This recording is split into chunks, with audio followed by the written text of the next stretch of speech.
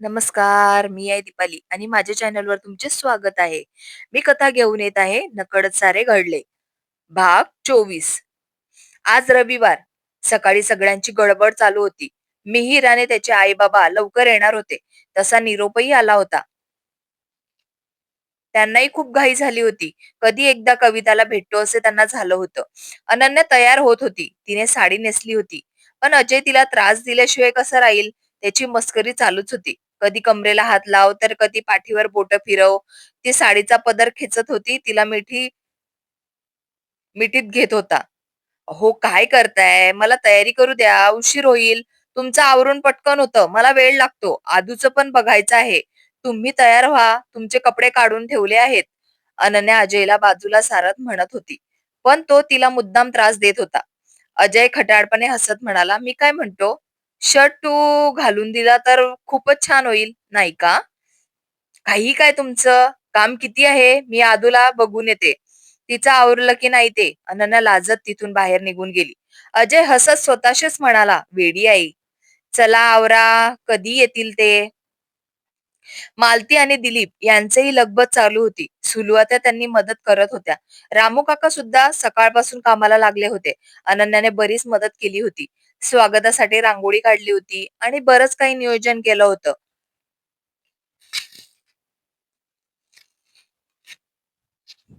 मिहीर आणि त्याचे आई बाबा आले. त्यांचं औक्षण करून स्वागत करण्यात आलं. एवढं छान स्वागत बघून ते भारावून गेले. त्यांना खूप आनंद झाला. चहा पाणी झाल्यावर मिहीरचे लक्ष फक्त कविताकडे होतं. कविता कधी येते, कशी दिसत असेल, ड्रेस घातला असेल की साडी. साडीमध्ये ती खूप छान दिसते, हाच विचार त्याच्या मनात घोळत होता. आजूबाजूला काय चाललंय याचं त्याला काही भानही नव्हतं.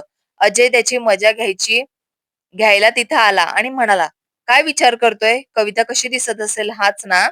"हो ना, तिला कधी बोलवत आहे? माझे डोळे तिला बघायला तरसले आहे." मिहीरने आपली ओढ बोलून दाखवली. "बापरे, खूपच आतुर दिसतोय." अजय हसून म्हणाला. मिहीर भानावर आला आणि नाराजाने म्हणाला, तू केव्हाची माझी मजा घेतोयस? अरे, आयुष्यातला इतका मोठा आणि चांगला दिवस आहे. आतुरता तर असणारच ना." अजय म्हणाला. "नक्कीच, आता ती तुझीच आहे." अजयने त्याला धीर दिला. मिहीरने हसून आपल्या केसातून हात फिरवला. तेवढ्यात अजय म्हणाला, "ती बघ आली कविता." आणि तो तिला आणायला गेला. हेमा पुढे आल्या आणि त्यांनी कविता मिहीरच्या शेजारी बसवलं. मिहीर तिच्याकडे भान हरपून बघत होता. तिने गुलाबी रंगाची साडी नेसली होती. कानात सुंदर डूल घातले होते. साडीत ती अतिशय सुंदर दिसत होती.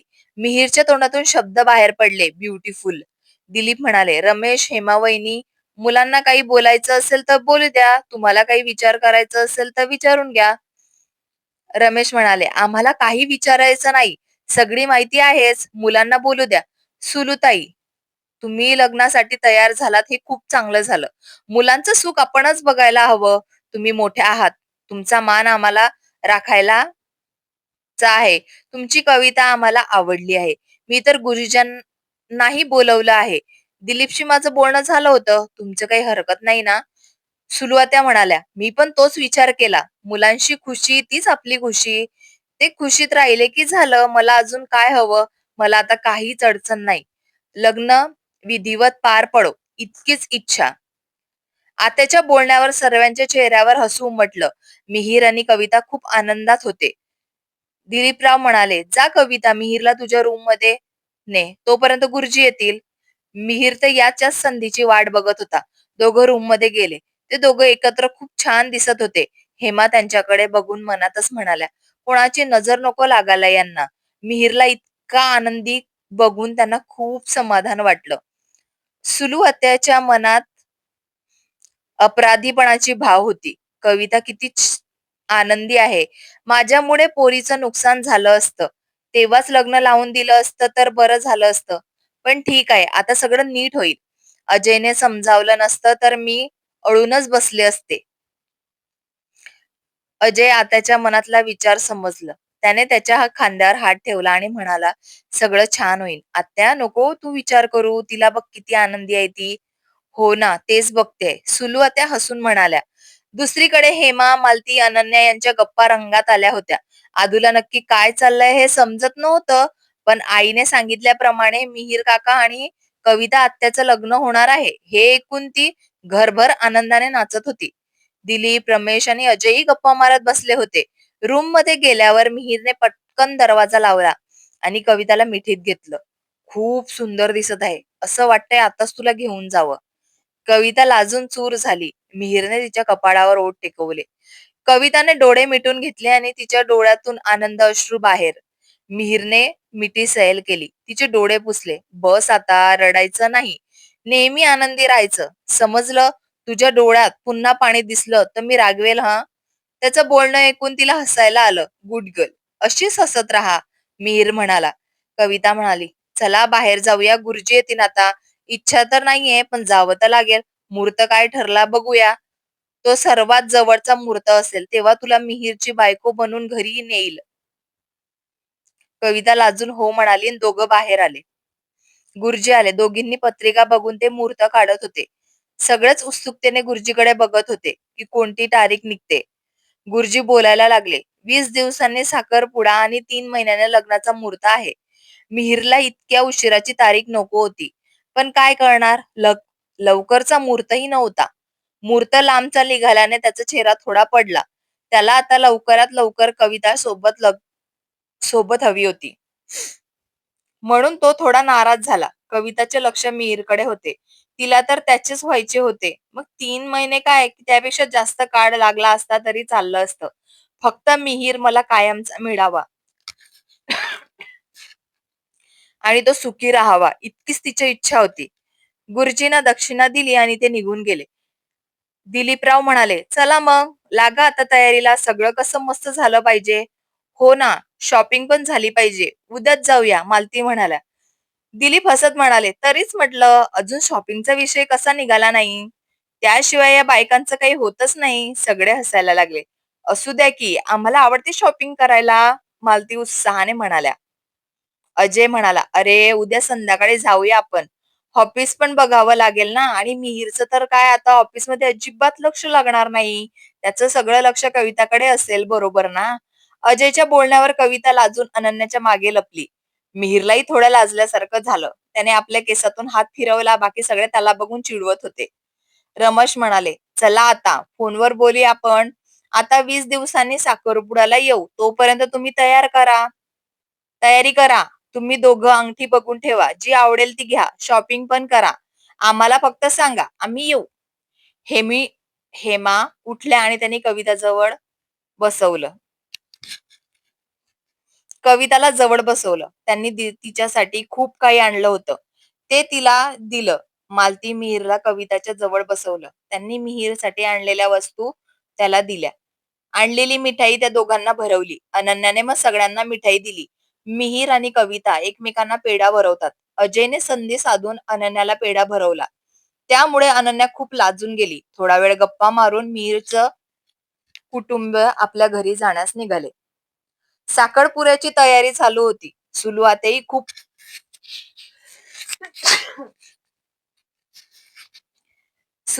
खूप आनंदी होत्या. आता कविता आहे तोपर्यंत तिचे खूप लाड करायचे. तिला काहीही कमी पडू द्यायची नाही आणि कधीही दुखवायचं नाही, असा विचार त्या मनात करत होत्या. दिलीप म्हणाले, मालती लिस्ट बनवायला घे. सामानाची यादी कर. जे काही लागेल ते आताच बघून ठेवू. काही कमी पडता कामा नाही. मालती म्हणाल्या, हो करते सगळं. अनन्याला मदतीला घेते. ती आली की काम पटकन होतात. सुलुवात हे सगळं बघत होत्या. सगळे किती मनापासून करत आहे. मी इतके दिवस उगाचच राग-राग करत होते. अनन्याला किती त्रास दिला, तरीही ती किती उत्साहाने सगळं करते. तिला ओळखायला मी चुकले. आता मात्र तिला खूप जीव लावायचा. ती माझ्या अजयची बायको आहे. मग तिचा भूतकाळ काहीही असो. किती गुणी मुलगी आहे ही. जिने सांगितले ते सगळं ऐकलं. माझ्यामुळे अजयचा रागही सहन केला. सुलू आत्याचे आता डोळे उघडले होते. बरं झालं अजयला अनन्यासारखी बायको मिळाली आणि आदूला चांगली आई. ती घरातल्या सगळ्यांचं सगळं करते. कवितालाही खूप जीव लावते. मी तिला इतका त्रास दिला, पण तिने तो राग कवितावर काढला नाही. सुलू आता शांतपणे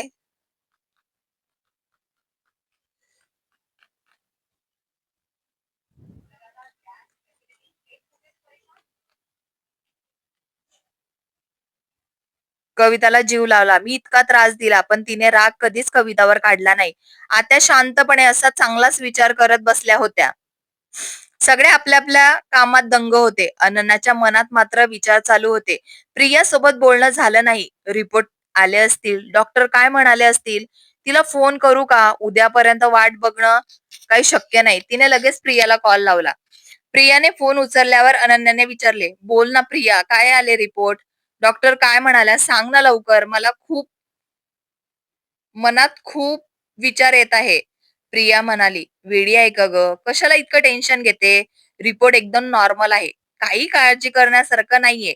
100% गॅरंटी आहे. डॉक्टरांनी काही गोळ्या दिल्या आहे आणि थोडी काळजी घ्यायला सांगितली आहे. उद्या मी गोळ्या घेऊन येते. पण एक लक्षात ठेव, आता लग्नाची धावपळ करणार आहेस. त्यात स्वतः जास्त थकवू नकोस. मी मावशी होणार आहे, त्यामुळे तू आनंदी राहावं लागेल. आता कसं वाटतंय? मिळालं ना तुझ्या प्रश्नाचं उत्तर? अनन्याने सुटकेचा निश्वास सोडला. तिने मग कविताच्या कार्यक्रमाबद्दल प्रियाला सांगितलं. खूप छान झाला कार्यक्रम. 20 दिवसांनी साखरपुडा आहे आणि 3 महिन्यांनी लग्न. उद्या आम्ही शॉपिंगला जाणार आहोत. अरे वा, खूप मजा करू आपण. आदू तर खूप खुश असेल ना? प्रियाने विचारलं. हो, ती तर घरभर नाचते.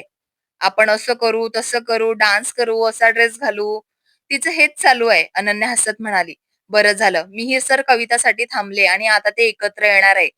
खूपच छान झालं. प्रिया म्हणाली. हो, आता उद्या बोलूया. तुझ्याशी बोलून आता मनातलं थोडं बरं वाटतंय. असं म्हणून अनन्याने फोन ठेवला. आता कुठे अनन्याला हायस वाटलं होतं. तिच्या मनासारखं घडत होतं. अजयला मूल हवं आहे हे तिला ठाऊक होतं. पण तो कधी बोलून दाखवत नव्हता.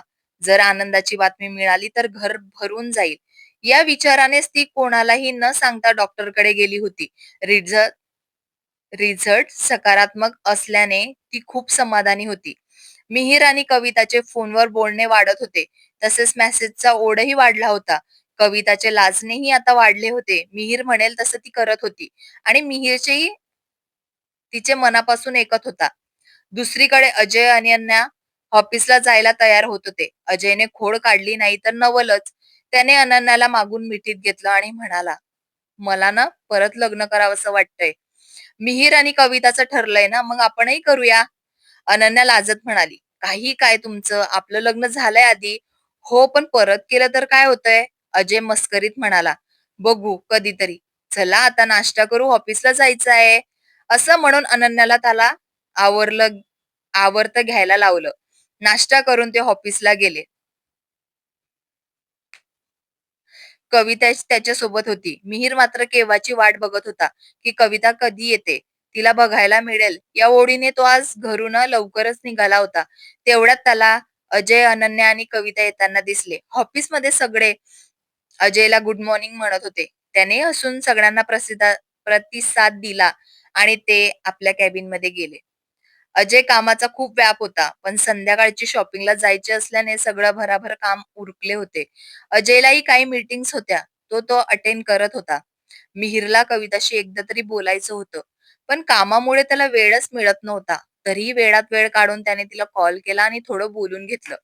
अनन्याचे लक्ष मात्र प्रियाकडे होतं.